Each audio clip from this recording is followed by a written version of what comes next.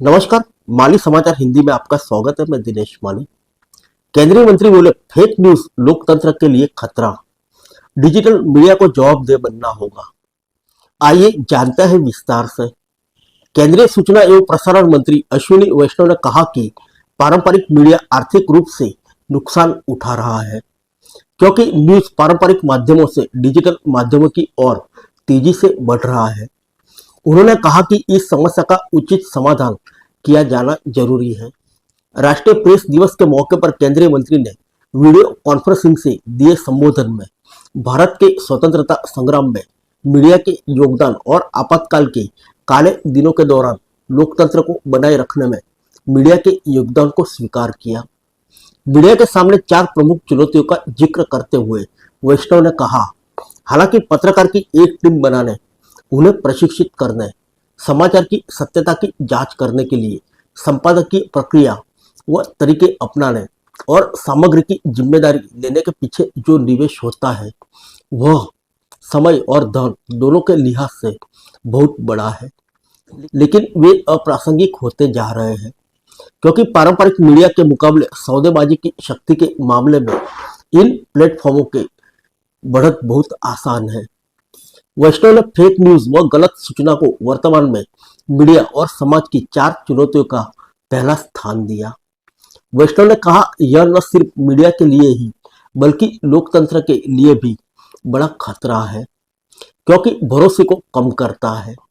चूंकि प्लेटफॉर्म यह सत्यापित नहीं करते हैं कि क्या पोस्ट किया गया है, इसलिए व्यवहारिक रूप से सभी प्लेटफॉर्म पर झूठी और भ्रामक जानकारी बहुतायत में पाई जा सकती है।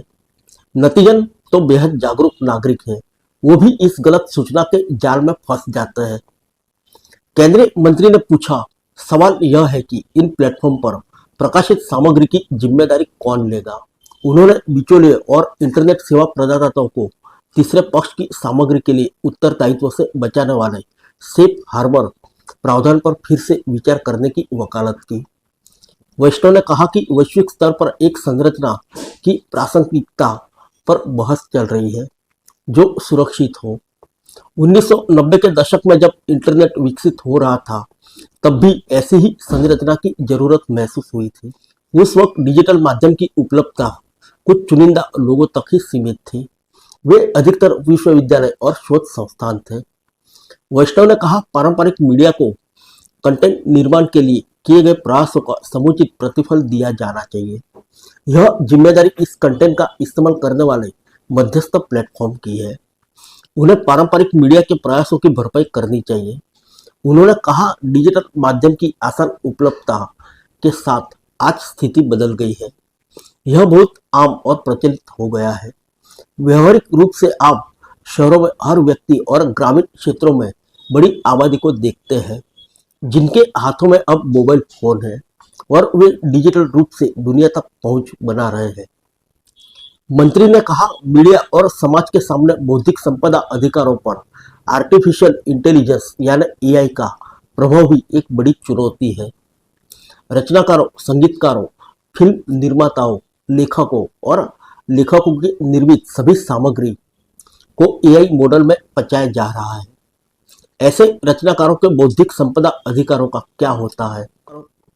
उन मूल रचनाकारों के लिए क्या परिणाम है?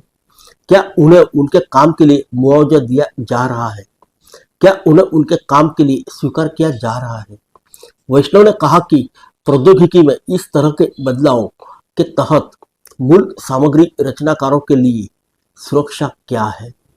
यह केवल एक आर्थिक मुद्दा नहीं है, बल्कि नैतिक मुद्दा भी है। वैष्णव ने कहा, आइए हम पिछली शताब्दी में दमनकारी ताकतों से आजादी के हमारे 2 बार के संघर्ष में प्रेस के योगदान को याद करने की शुरुआत करें।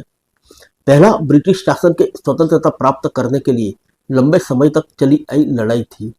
दूसरा, कांग्रेस सरकार ने लगाए आपातकाल के वे काले वर्षों के दौरान लोकतंत्र को बचाने की लड़ाई थी। मंत्री ने कहा, हमें इस संघर्ष को नहीं भूलना चाहिए, क्योंकि इतिहास में खुद को दोहराने की प्रवृत्ति होती है। जो लोग इतिहास को भूल जाएंगे, उन्हें फिर से उन्हीं चुनौतियों का सामना करना पड़ता है। इसलिए प्रधानमंत्री मोदी के नेतृत्व वाली सरकार ने 25 जून को संविधान हत्या दिवस के रूप में मनाने का फैसला किया है। फिर मिलेंगे अगले बुलेटिन में अन्य किसी खबर के साथ। तब तक के लिए इजाजत दीजिए। नमस्कार।